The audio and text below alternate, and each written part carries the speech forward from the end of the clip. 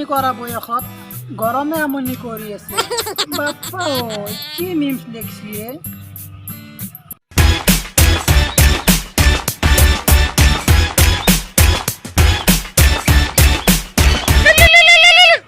hello' darling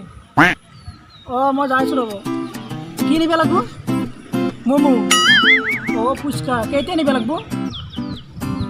দিয়া মই তিনিটা লৈ যাম দিয়া আৰু কেটলি যোৰটো লাগিব নে দে মই লৈ যাম দিয়া ভাও এইটোতো দাদা দেখোনে সেই দাদাটোক সুধি চাওঁ ৰ চিনি পায় নে নাপায়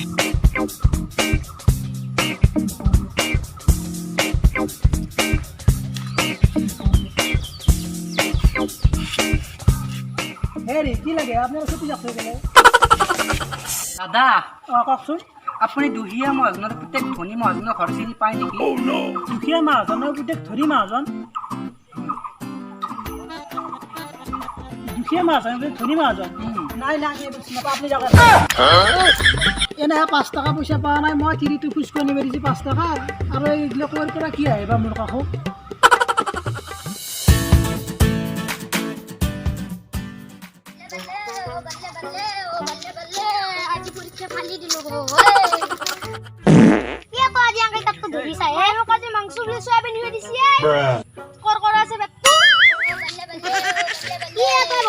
আজি মোৰ পৰীক্ষাত গোটাই কমন পৰি গৈছে আজি বিন্দাস নকল কৰিছ মজা বুজিছ ভাই সঁচাইনে একদম এহাৰ ভিতৰতে পামে মই বজা নতুৰ পৰা নকল পাই সব লিখি আহিলি এইবোৰ যদি তোক নতুৰ পৰা লেখাব গম পাই চাই তোক কোন দিবি তই মোক পাগলা বুলি ইচ্ছা নেকি তোৰ তাতে মই এটা খেল খেলিছো কি হেলে এ থৰ এই আন্দাব খন্দি 1826 চনত মই 1926 চনত লৈ গৈছো এনেকৈ চব প্ৰশ্ন উত্তৰ হলে লিখি থৈ আহিলো আইডিয়াটো কেনে লাগছে মোৰ লগত এনেও বাৰ্তা নাপাতোন দে হে কি মেণ্টাল এই সব প্ৰশ্ন উত্তৰ উল্টা কৰি থৈলা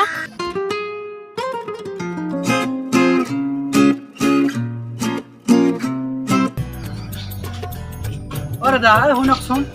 মোক মাতছে নেকি মাৰি লওক নহয় আপোনাৰ চেণ্ডেল মাৰি ল'ব ক'ব লাগে না দে কওকচোন আপুনি বাৰু দুখীয়া মহাজনৰ প্ৰত্যেক ধনী মহাজনৰ ঘৰ চিনি পায় নেকি দুখীয়া মহাজনৰ প্ৰত্যেক ধনী মহাজন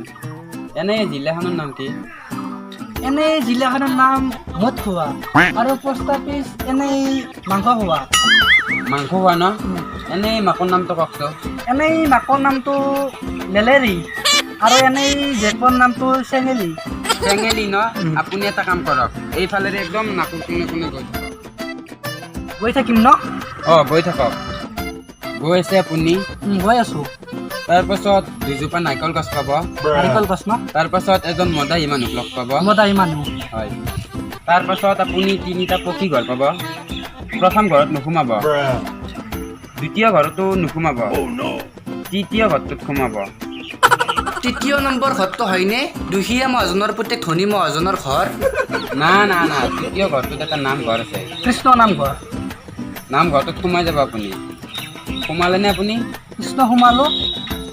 তাৰপাছত সেই নামঘৰটোত এখন গীতা আছে কৃষ্ণ গীতা সেই গীতাখন চুই শপত খাই কৈছোঁ মই দুখীয়া মহাজনৰ প্ৰত্যেক ধনী মহাজনৰ ঘৰ মই চিনি নাপাওঁ কি